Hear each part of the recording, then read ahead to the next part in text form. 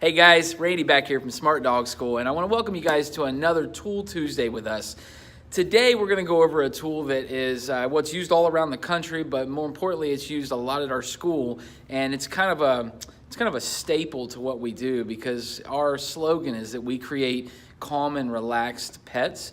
And the best tool, in our opinion, for creating a calm state of mind and therefore a calm pet is by far what we refer to as the place board or a fixed place. And there's a number of things you can use to create a fixed place, and well, it's simply a bed, okay? Some type of bed.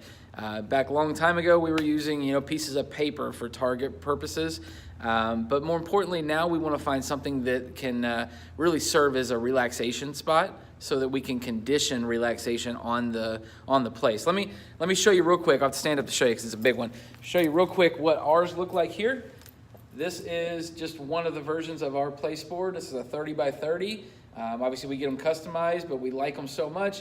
We go through quite a bit here. So this is just an example. Doesn't have to be this particular one. This is a raised board. I think it's raised 5 inches, but it does not have to be this particular board to do what I'm about to tell you we do with it. Yet we notice that raised boards have a much, much better success rate than anything that's flat on the ground for a number of reasons, okay? All right, grab my seat back. Okay, so a fixed place is simply a location that is a boundary location that the dog can see and seek out. And in order to train them, we have to, number one, we have to get them to go to it, but number two, we have to get them to stay put on it. Now, I'm not talking about creating a downstay, okay? Because a downstay, the biggest difference between a downstay and a place is the state of mind that the dog is in. A lot of times you put a dog in a downstay for competitive purposes. They go into like a slingshot state of mind. Almost they're waiting for you to be called off. So lots of trainers teach, and I used to do this myself, but teach a break or a free dog or a number of different cues that give the dog a release, okay? We don't do that. Our place board, this particular tool, is designed to, the way we use it, to get a dog to go into a very calm, almost comatose state to the point where they ignore everything around them.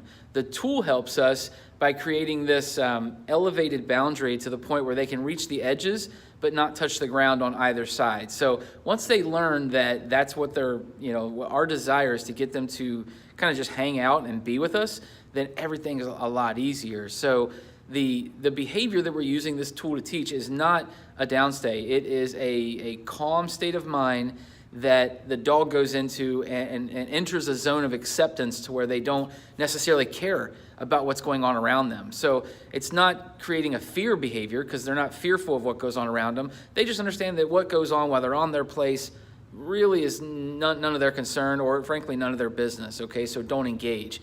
And we do this a number of different ways, but the tool itself, super useful because it's transportable. We can take it with us.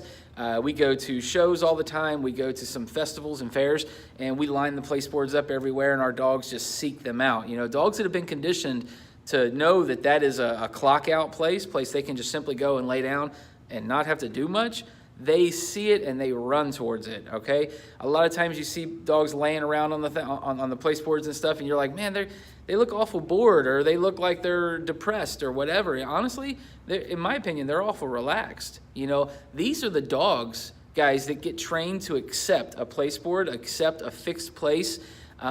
These are the dogs you can take just about anywhere, because once we get them to stay still on a boundary, we can transition that to anything else. We can transition that to an unfixed place. Now, the biggest, I would say the biggest benefit of teaching a dog with a tool like this is the impulse control that you condition. Once a dog starts to ignore their natural impulses to bark, to chase, to whine, to dig, to do whatever they would do if they weren't on the board, that's when you've got a dog that is thinking, number one. They've learned to think, and they have they've decreased we've decreased their arousal level. A dog with a low arousal level is a very relaxed pet, and that's what probably 95% of our clientele look for. I mean, we're a pet dog training facility, and we use tools to create the perfect pet in our eyes. Dogs that will know their name and come when called, chill out on a place when we tell them, and not get into trouble while they're on a leash, whether with us, other people, other dogs, whatever. That's our perfect dog. And the Placeboard is just another tool that we use to get there, okay? Again, the Placeboard is to create impulse control and a calm, relaxed pet. So if you're curious how we use it, there's plenty of videos on our page. It'll show you how we do it. Otherwise, if you want to stop in here one day and visit us, we offer free consultations. So come on in, see us. We'll show you exactly how we do it. No tricks anymore. There's no tricks of this trade, and there's definitely no gatekeepers out there, so don't let anybody tell you different. But anyway, I want to thank you for showing up, and if you have any questions about the Placeboard, definitely give us a shout. Thanks again. Bye now.